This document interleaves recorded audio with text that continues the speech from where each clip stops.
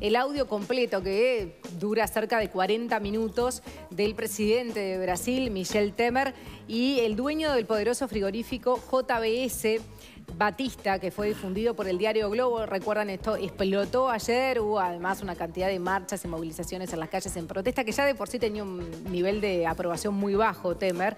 Bueno, esta grabación tiene la conversación que mantuvieron en el que queda registrado el aval del presidente al pago de una coima al expresidente de la Cámara de Diputados, Eduardo Cunha, que actualmente está preso. Qué divino. Sí, las palabras se escuchan con dificultad, debido a que, bueno, el audio obviamente no es de calidad, porque es una grabación que lo hizo mediante un dispositivo escondido en la ropa de Batista cuando se reunió con Temer. El propio mandatario reconoció que hubo efectivamente una reunión con el dueño JBS, pero aclaró que no intentó comprar el silencio de nadie. Vamos a escuchar un breve fragmento de esta conversación que en realidad dura 40 minutos. Eu estou lá me defendendo. Como é que eu mais ou menos dei conta de fazer até agora? Eu estou de bem com o Eduardo. Tem que manter isso. Tem que manter isso. Estou no meio também. Eu estou segurando as pontas, estou indo.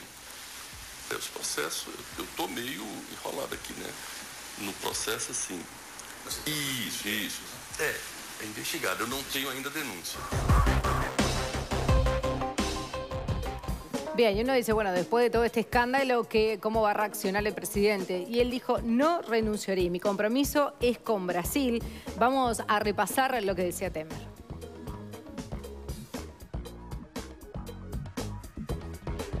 No renunciaré. No renunciaré. Repito, no renunciaré. Sei o que fiz. Sé lo que hice y sé que mis actos fueron correctos. Exijo una investigación plena para que le quede claro al pueblo brasileño. Para os esclarecimentos ao povo brasileiro. Bueno, hubo idas y vueltas en la tarde de ayer de si renunciaba, si no renunciaba. En un momento era un hecho que Temer media hora antes de esto tenía decidido renunciar. Sí, pero nada en realidad era oficial. Nada era oficial, pero eran fuentes de aliados políticos de Temer, de los mismos diarios que están publicando mucha información que es cierta. Muchas cosas hacían pensar que sí. Incluso yo dudo de que no haya cambiado 2 veces de posición Temer, que en algún momento... Sí, eso no te lo vas a enterar nunca. No me voy a enterar nunca. A menos que haya grabaciones como la que salió de Batista. Pero hubo cosas que pasaron en el mercado que pueden dar a entender, porque acá lo que importa y mucho es el respaldo que Temer tiene de cierta parte del empresariado de San Pablo. Obviamente de otra parte no, porque si el presidente de una empresa enorme de cárnica como la JBS le tendió esta trampa, es porque todo el empresariado claramente ya no lo respalda. Pero en el correr de la tarde de ayer, cuando se desplomaba la bolsa, cuando el dólar se iba para arriba en Brasil, me parece que algunos pensaron que era demasiado rápido que Temer renunciara y que eso iba a derrumbar todo peor. Iba a derrumbar todo peor y entonces se puso un freno y hubo una marcha atrás. Me da esa sensación, es una especulación. Si renunciaba, o bueno, ahora hay una investigación en curso, ¿qué pasa? Porque no hay vicepresidente. Claro, es un gran problema. Él era el vicepresidente. Institucional. Además, Brasil no puede convocar constitucionalmente ahora elecciones anticipadas. O sea, las famosas directas que pide la gente no entran en su orden constitucional. Si se iniciara un juicio político como el de Dilma a Temer, probablemente terminaría casi cuando se dan las elecciones el año que viene. Habría que ver si 3 causas de juicio político como el de Dilma en proceso. Claro, lo que pasa es que si le hacen o no. Una cosa es el juicio político y lo otro sería habilitar un juicio de un tribunal federal, que fuera la justicia la que lo sacara del cargo, pero eso también podría ser un problema en medio de una trama de corrupción que los involucra a todos, ¿no? Hay gente que condena a Temer y no a Lula, o condena a Lula y no a Temer. Es la misma trama de corrupción con los mismos empresarios involucrados. Este señor que ahora aparece como el bueno de la película, el delator, el arrepentido, ¿sabe lo que hizo antes de ayer? Antes de ayer compró una cantidad inmensa de dólares con su empresa. Después filtró la noticia. Claro, y la bolsa ayer... La bolsa ayer se cayó, el dólar subió y él vendió los dólares. Ganó 10% de los millones de dólares que había comprado. Y ahora, ¿cómo afecta esto de la bolsa en Brasil, Juan Miguel, a nuestro país? Bueno, eso es uno de los principales elementos a seguir. El dólar subió 10% ayer en Brasil, en Argentina subió 3%, acá subió un poquito menos de 1%.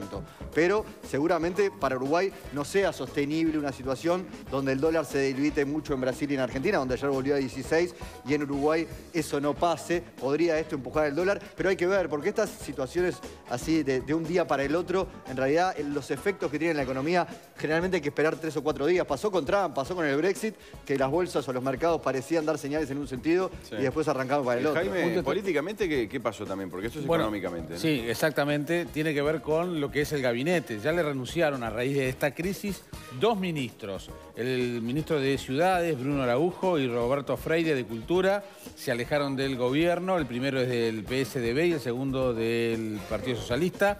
La decisión de estos 2 ministros se dio luego de la divulgación de esta conversación, lo que escuchábamos recién. En el Congreso, Temer quedó muy debilitado y algunos representantes del propio sector del presidente, es decir, el PSDB, firmaron la petición de juicio político a la que ustedes hacían referencia. Hablábamos ayer en la radio a raíz de un posteo en Facebook del colega del diario El País, Pablo Melgar, que decía que pensar que quienes estaban a favor de Dilma acusaban que quien le hizo la cama para el juicio político fue la Red Globo, ¿no? Sí.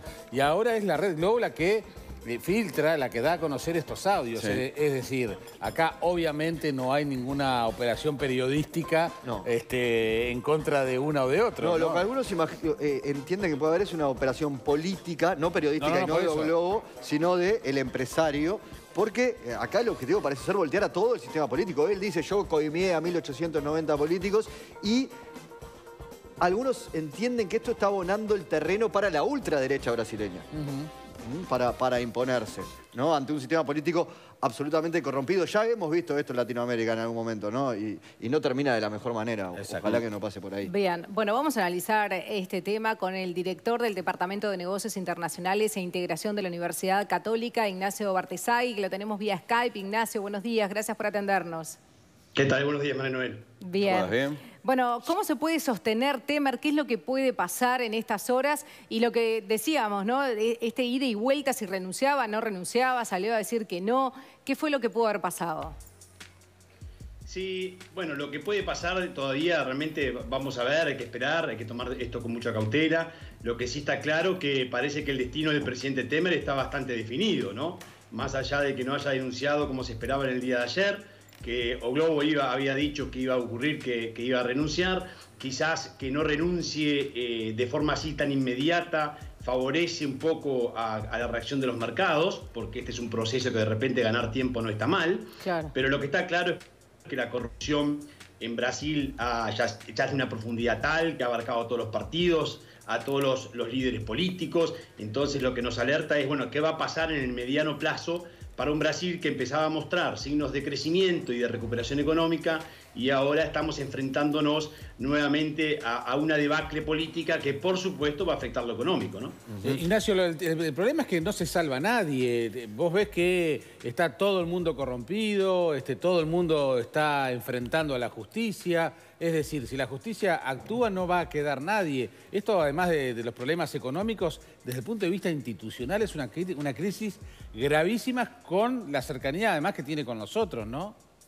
Ese es el gran problema de la región, la estabilidad política, la confianza en las instituciones, porque para crecer, para captar inversiones o para aplicar reformas importantes que estaba llevando adelante el gobierno de Brasil, por ejemplo, en la reforma laboral, en las pensiones, en una reforma del Estado, para ser más competitivos a nivel internacional en su industria, todo eso se necesitan políticas de largo plazo. Para aplicar políticas de largo plazo necesitas estabilidad política y eso es lo que no observamos en la región y eso es lo que más preocupa en el mediano y largo plazo, porque en el corto plazo los impactos los vamos a poder tener vía tipo de cambio, el impacto de las bolsas y cómo afecta eso el crecimiento de Brasil, algo puede ocurrir también en los precios internacionales de algunos commodities, pero lo que más debería preocuparnos para Uruguay es, bueno, ¿en qué región estamos y cómo logramos tener socios estables para pensar en el largo plazo? Porque si no estamos cada 5 años cambiando de gobiernos o gobiernos que no terminan o con vaivenes de políticas que nos impiden pensar en insertarnos en una región y el mundo, esto es importante aclararlo, cada vez más observa a los países insertos en regiones, insertos en plataformas. Ignacio, entonces Uruguay, ¿en qué región está? Bueno, hablando de eso, porque además de socios políticos, son entonces socios económicos, ¿hasta dónde dificulta que se conozcan este tipo de circunstancias, por ejemplo, todo lo que se ha hablado de Argentina, o en este caso ahora de Brasil, ¿no? Lo que es una trama de corrupción que prácticamente involucra a todo el sistema, la justificación que dan algunos empresarios, no, había que pagar coimas porque funciona así, o lo que supuestamente le dijo Lula a Mujica, había que pagarle a los legisladores porque supuestamente funciona así. Claro, todos se justifican el que el sistema es así, el que cobraba también diría el sistema es así, pero ¿hasta dónde perjudica posibles inversiones y sobre todo el tipo de inversiones que vienen desde otras partes del mundo a instalarse en países con esos niveles de corrupción? Perjudica, porque la confianza en las instituciones, y especialmente para los que están invirtiendo más, porque lógicamente en la región todavía Estados Unidos y Europa invierten mucho, pero los que están comenzando a invertir más son los asiáticos. Y los asiáticos le dan mucha importancia y ponderan la confianza en las instituciones. Y lo que ocurre en Brasil es que las grandes empresas son las que están en esta trama de corrupción. Y esas empresas son globales. Estamos hablando de los frigoríficos más grandes del mundo, de las empresas de infraestructura, de Petrobras, que son además empresas que eso que decís es bien interesante porque son empresas que están asociadas a instituciones de desarrollo de Brasil, como por ejemplo los bancos. Entonces, hay realmente toda una relación muy estrecha entre el crecimiento de estas empresas globales de Brasil, no todas, pero la gran mayoría, con las instituciones clave de desarrollo de Brasil. Entonces, eso es lo que hace que no había otra forma que entrar en la red de corrupción si se quería crecer a las tasas que crecieron estas empresas. Entonces, por supuesto que esto es muy malo en términos de confianza e inversión y es muy malo para Uruguay, porque Uruguay es un país muy pequeño que está inserto en una región inestable.